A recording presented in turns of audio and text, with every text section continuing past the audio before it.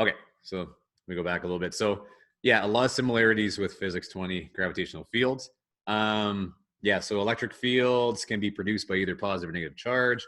Electric fields decrease in strength with increased distance. So that's that inverse square law, right, that we talked about last time.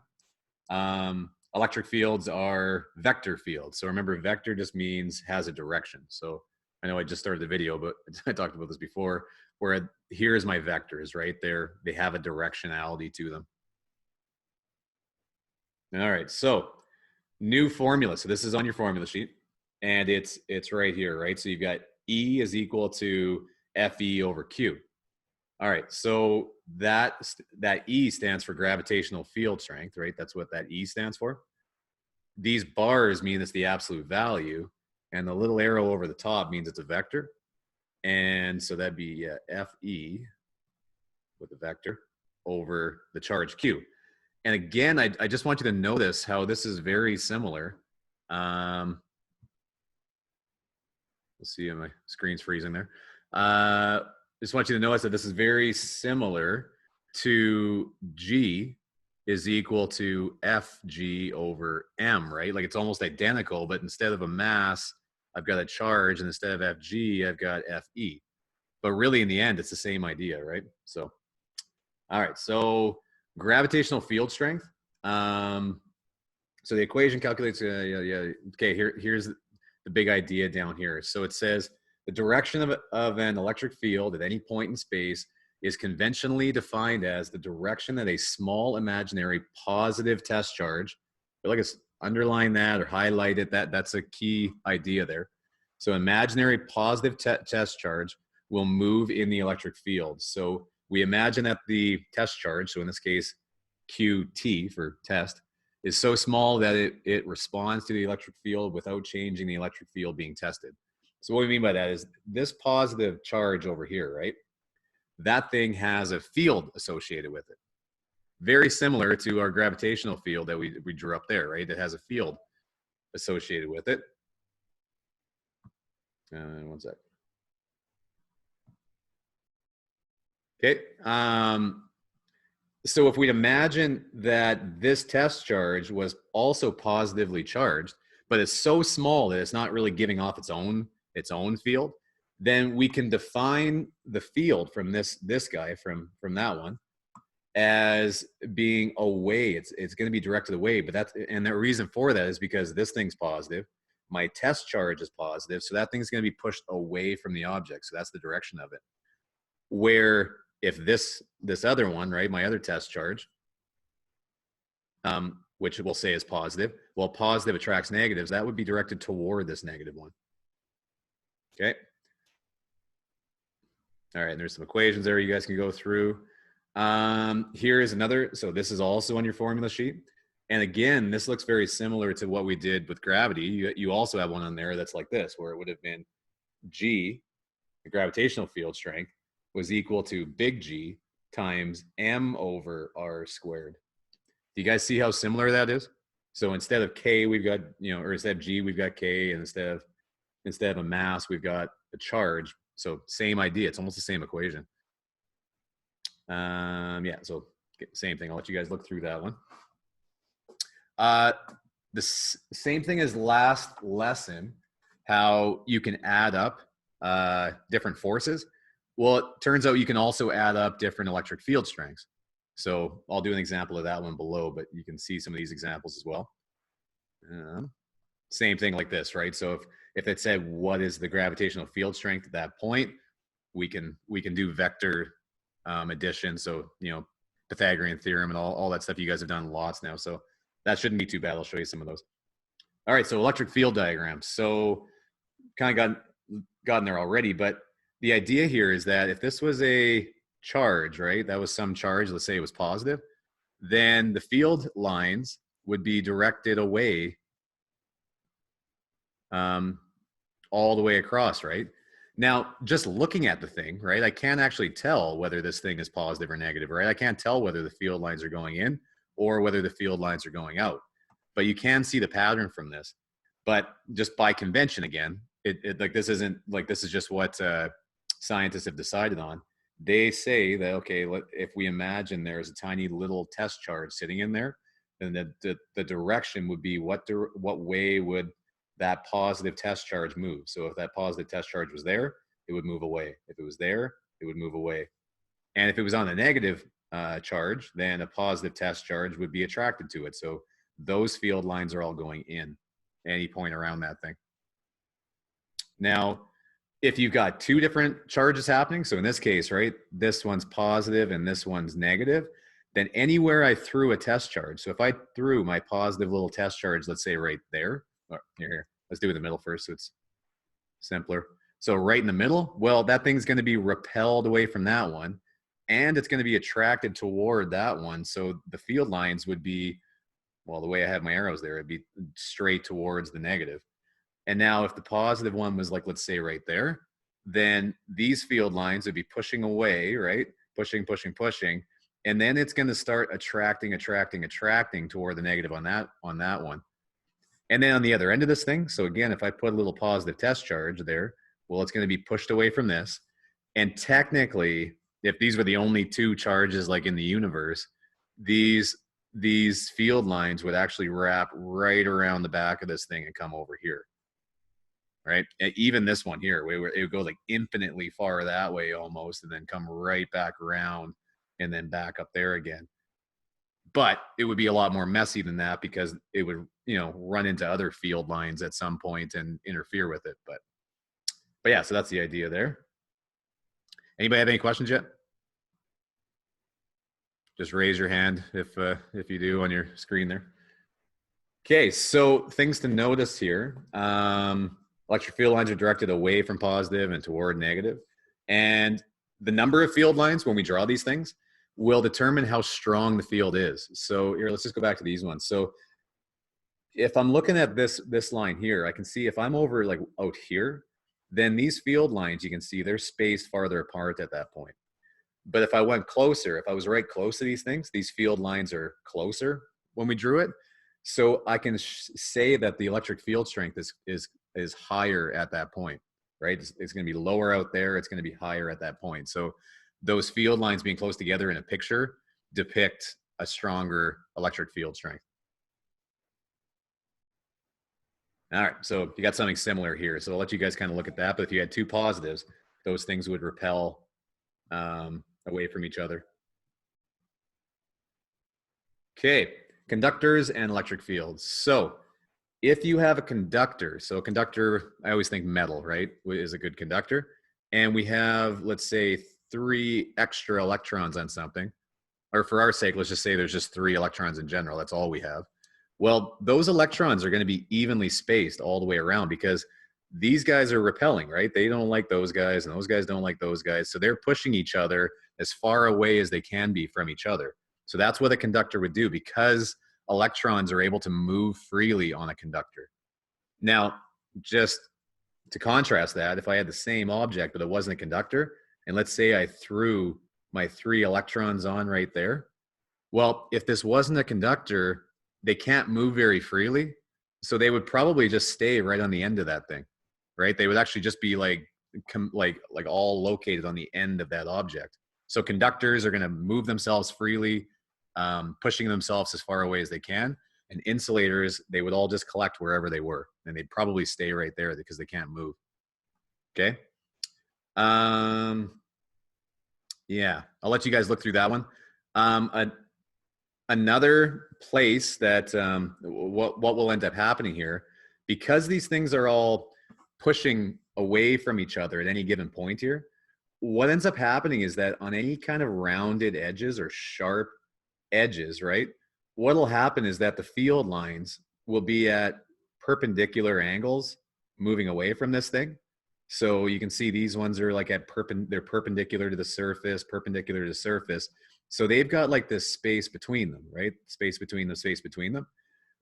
But what ends up happening is that these objects that are all down here, right? There's going to be more of them on the corners. So they end up, you can see that they're all kind of moving away from each other, but they're close. Like the field strength is like the lines are closer to each other right on the corners, right? If you can see that. but what then ends up happening is that the field strength actually ends up being higher when you're at these rounded points there, if that makes sense. Okay, so they'll accumulate on corners is the idea there. All right, so now electric fields within conductors. So this is the idea, and actually it was originally Newton that came up with this idea with gravitational fields, where he said, if you can imagine that this thing is a hollow planet, he said that if you still had the same mass and everything else, but it was hollow, on the inside, you wouldn't have any gravitational field at all.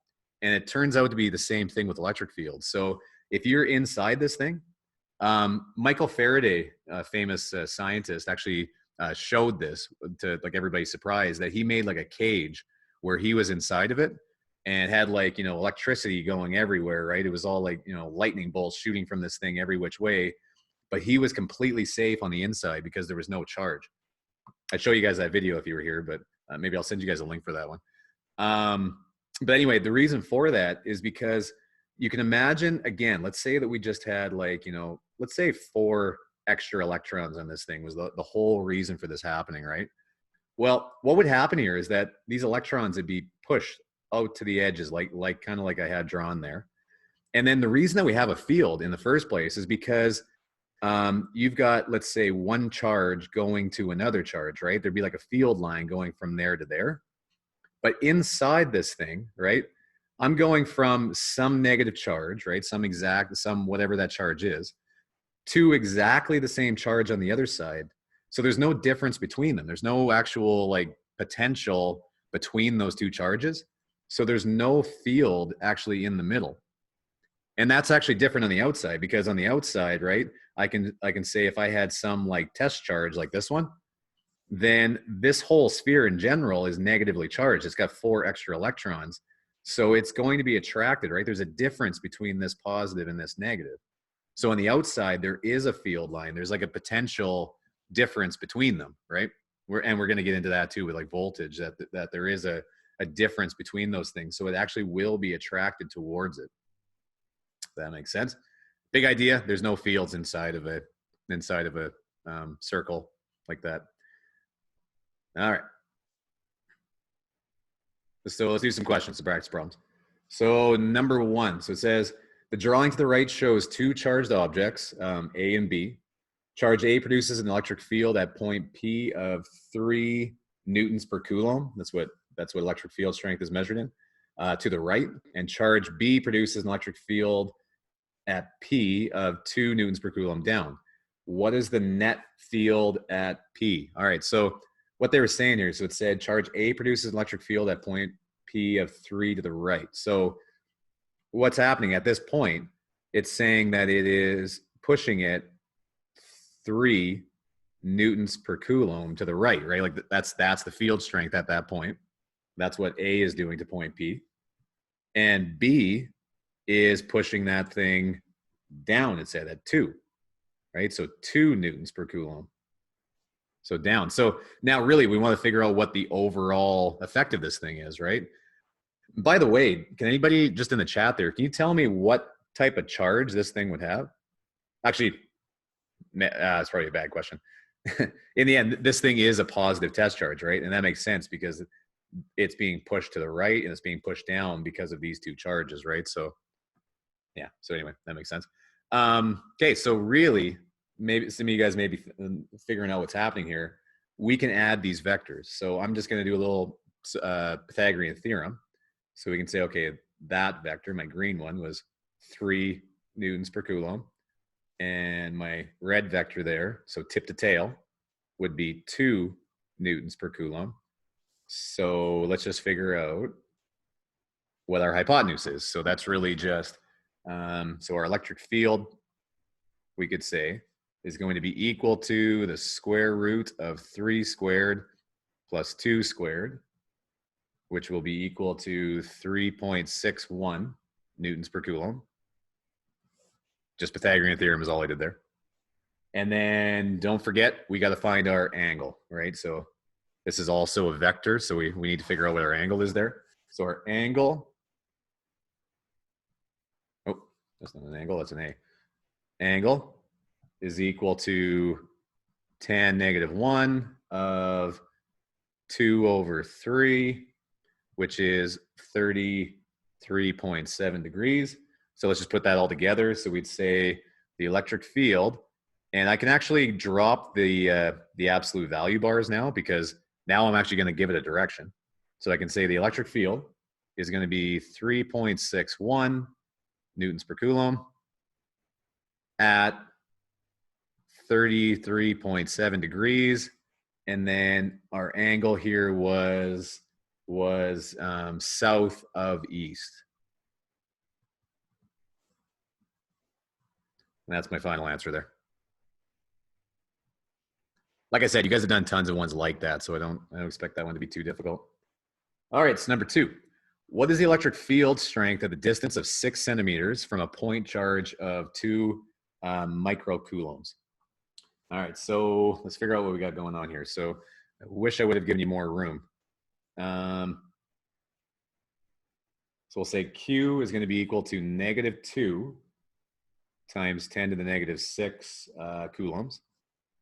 And yeah, sorry, the way this printed was funny. I'm not sure if it's the same on yours. This was -2, right? Like the negative should have been over there. So -2 times 10 to the -6 coulombs.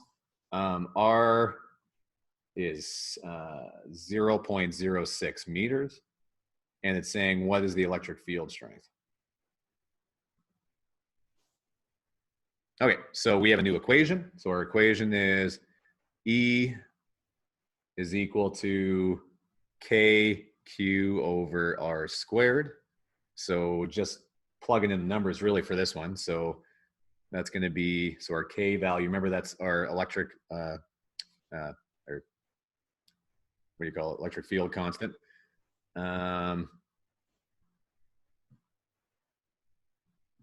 So that's going to be 8.99 times 10 to the 9. I'll let you not write the units because they're annoying, but that'd be newtons times meter squared divided by coulombs squared. Times -2 times 10 to the -6 coulombs over the radius of 0.06 meters squared. So that all ends up being equal to, I think I can fit it there, equal to 5 times 10 to the 6 newtons per coulomb.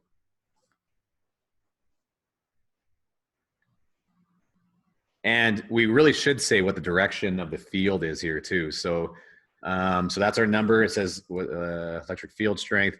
So point charge, so it says a point charge of negative that. Okay, so the direction of the electric field will be toward the charge, right? How do we know it was going to be toward the charge though, I guess? So in this case, let's say we had some point charge, they said, so a negative thing. We figured out the number, right? It was that. But then it's going to be toward the charge because remember, this is how we define electric fields. The electric field is defined as a tiny positive test charge. What way would it be going? So it would be going toward the charge. So that's how you do it. So we'll do the same thing we did before, where figure out your number, and then we just kind of use our physics principles to figure out what it would be after. So remember that one. That's a big part of this lesson, is that we define the direction of electric field by what does a positive tiny test charge do? Like which way would it go? So that would be toward, so attractive, or not attractive, sorry, toward the charge. Toward the charge.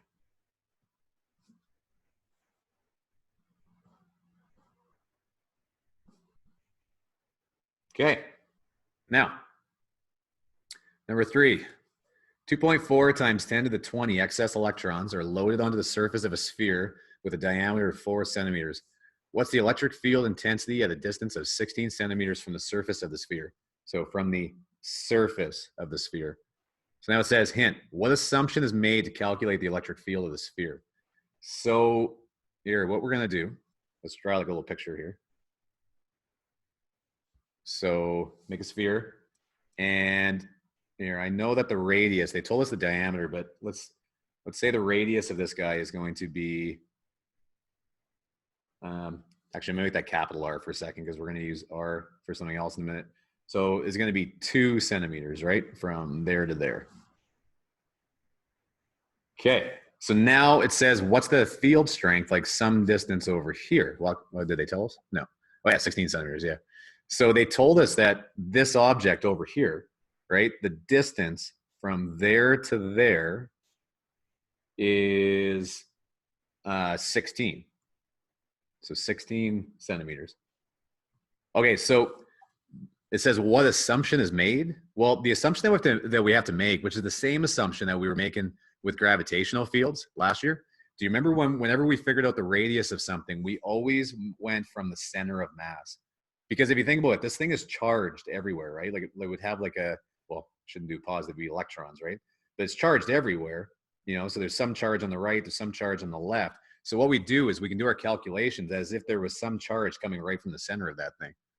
So what we need to do here is actually say that this is 16 plus our 2. This is actually 18 centimeters is the distance that we're going to want to use here for our radius.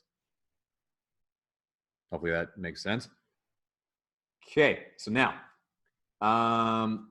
so they're saying, what's the electric field intensity? Well, here, to get our bearings here, let's write down our equation. So we know that, like, this is what we're after. E is equal to KQ over R squared. So we're after E. Now, we know R now, like we did the work of figuring out it's 18 centimeters, or 1.8 meters, or 0.18 meters, I mean. We don't know the charge yet, but we can figure it out because they told us how many extra electrons are on that.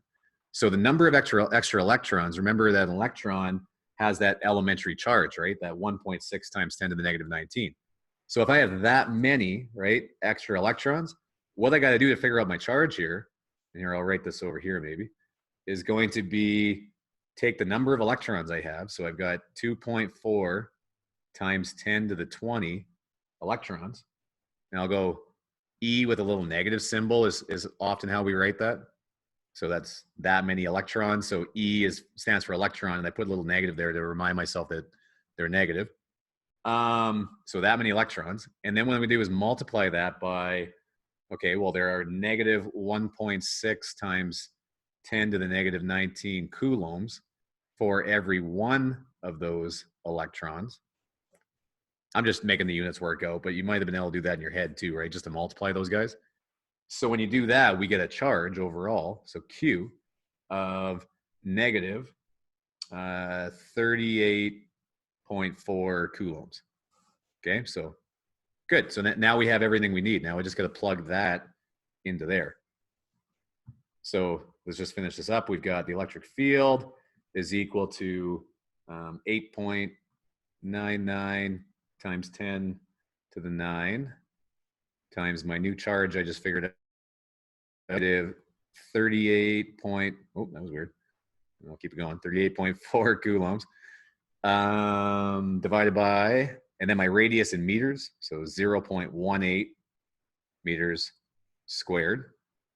So all of that would be equal to electric field of 1.1 times 10 to the 13 newtons per coulomb. And technically there, though, guys, I would have had a negative, but I just wanted the absolute value.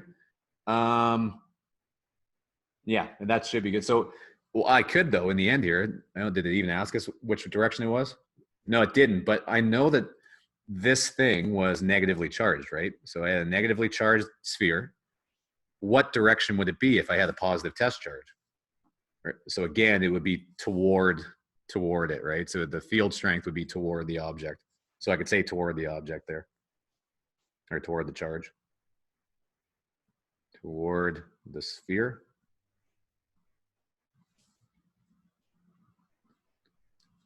Which would make sense. Again, remember how I said if we get like a negative out of this thing, negative means attractive, and yeah, anyway, so that would work. Okay, number 4.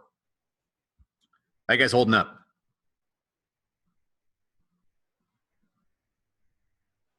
Okay. Yeah, okay. I'll keep going and I'll assume you guys are good. Okay, number 4. This one won't be so bad. So a 40 microcoulomb charge is placed into an electric field where it experiences an attractive force of that. What's the electric field strength at that point? All right, so what do we know? So we know we have a charge of -40, and then instead of micro, I'm just going to write in times 10 to the -6 coulombs. And then we have a force of 0.8 newtons, and we're looking for the gravitational field strength. All right, so this one's going to be simple. So we just have gravitational field strength, like we have a new formula for this, is equal to force over charge. Okay, well, I have force and I have charge, so this one's just going to be E is equal to 0.8 newtons over my charge times 10 to the -6. So that's going to be equal to 2.0 times 10 to the 4 newtons for every coulomb. Okay, last one. All right, so it says a proton is placed into an electric field near a positively charged sphere.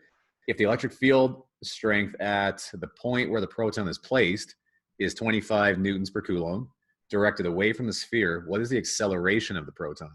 Okay, so acceleration. We've done this a few times, that when I see that word, I'm thinking force, right? Because that's kind of what we've been figuring out, right? So if I figure out force, and if I could figure out my mass, then I've got my acceleration, right? It'll be that simple. So let's figure out force, let's figure out mass, and then we'll be there. So from your data sheet, so some of this information won't be on here, it's on your data sheet. So from data sheet.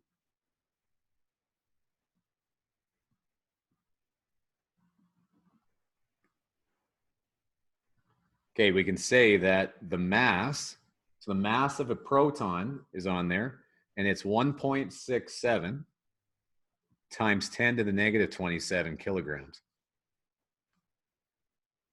You also know the charge of a proton, the same as the charge of an electron, right? But just positive, will be positive 1.6 times 10 to the -19 coulombs. And from the question, they've told us E is 25 newtons per coulomb. And it's looking for A. All right, so I'm going to solve for F, right? Like I said, like if I'm looking for acceleration, usually I got to solve for the force.